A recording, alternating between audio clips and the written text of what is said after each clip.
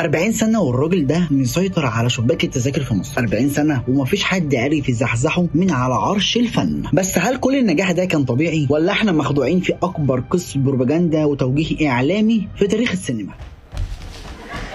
الناس اتقسمت نصين، رأي بيقول ان هو نجم عبقري وعرف يسيطر على عقول الجماهير بذكاء، والرأي التاني شايف ان النجاح الاسطوري ده مش ممكن يكون صدفة ووراه سر تاني خالص. بس عشان نفهم الحكاية لازم نرجع للحظة بسيطة. في جملة اتقالت في فيلم الحريف: انا هلعب مع الخسران يا رزق. الجملة دي ما كانتش مجرد مشهد في فيلم، دي كانت بتلخص عقلية فنان اختار الطريق الاصعب وقرر يفضل في القمة مهما كان الثمن. من اول ما السينما بدأت ظهر مئات الممثلين اللي غيروا شكل الفن ووصلوا للعالمية، زي عمر الشريف، فريد شوقي، خالد النبوي، وكل واحد فيهم اتعرف بلوك معين وقفل عليه إلا واحد بس. عادل إمام ما كانتش بدايته مفروشة بالورد، بس كان عنده منهج وفكر ماشي عليه. بدأ وهو نجم الفريق المسرحي في كلية الزراعة جامعة القاهرة، ونقطة التحول الحقيقية كانت في 1963 لما خطف العين بشخصية دسوقي أفندي المحامي مع الأستاذ فؤاد المهندس في مسرحية أنا وهو وهي. ومن هنا السينما فتحت له أبوابها. دخل السينما في وقت أشهر ثنائية شادية وصلاح ذو الفقار، وبأدوار صغيرة جدا ساب بصمة ما تتنسيش في أفلام زي مراتي مدير عام وعفريت مراتي، ووقف قدام نجاه وحسن يوسف في 7 أيام في الجنة، لحد ما جه فارس الشاشة العربية أحمد مظهر وشاركوا في بطولة الفيلم الأيقوني لصوص لكن ظرفاء. في سنة 1973 مسرحية مدرسة المشاغبين بتكسر الدنيا. من اللحظة دي عادل إمام بقى البطل اللي بيشيل فيلم لوحده. عمل بحث عن فضيحة ووراها سلسلة أفلام كوميدية لسه عايشة معانا وبنضحك عليها لحد النهاردة، لكن البلد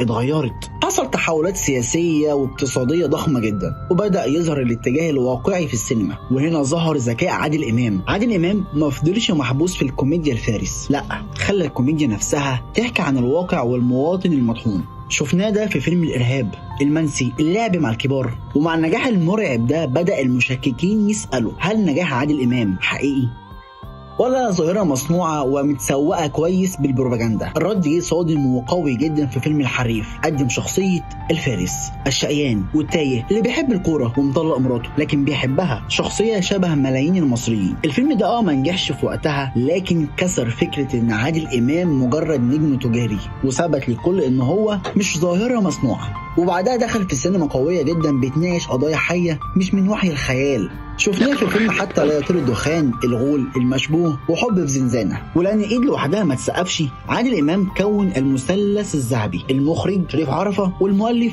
وحيد حامد. الثلاثي ده قدم سينما سياسية فلسفية مغلفة بالكوميديا، وناقشوا قضايا مهمة جدا زي الإرهاب، السلطة، والعدالة الاجتماعية. ده غير إن هو عمل مدرسة من الممثلين الثابتين معاه اللي بقوا علامات في أفلامه. النقاد كانوا دايما بيتهموه إن هو ممثل كوميدي وبس، أو نجاح إعلامي وهيختفي، بس هو كان بيرد بالسينما وبشخصيات حية من لحم ودم زي شمس الزناتي، النمر والأنثى، سلام يا صاحبي، خلي بالك من عقلك، الهلفوت، على باب الوزير، والإنسان بيعيش مرة واحدة. كل دي كانت ردود عملية إن الراجل ده مش مجرد دعاية مؤقتة. عادل إمام حقق نظرية جديدة في الفن: الاستمرارية العابرة للأجيال. نجمه فضل لامع 40 سنة وحافظ على مكانه كنجم شباك حتى مع ظهور جيل الألفية والشباب الجداد. وقدم أمير الظلام، والسفارة في العمارة، وعمارة يعقوبيان، ومرجان أحمد مرجان، برصيد ضخم عدى 126 فيلم، غير المسلسلات والمسرحيات. وعشان يثبت ان فنه مش مجرد شاشات ودعاية، عادل إمام قدم شكل جديد من المقاومة الفنية لما سافر بنفسه للصعيد في عز موجة الإرهاب عشان يعرض مسرحية الواد سيد الشغال ويواجه الفكر المتطرف في عقر داره، وده بجانب أفلامه زي فيلم الإرهابي. في ناس لحد النهاردة بتقول ان عادل إمام مجرد بروباجندا، بس الحقيقة اللي مفيش مفر منها ان مفيش بروباجندا تعيش 40 سنة وتتوارثها الأجيال. اللي بيعيشها هو الفنان الذكي اللي فاهم جمهوره كويس جدا وعرف يكتب اسمه بحروف من ذهب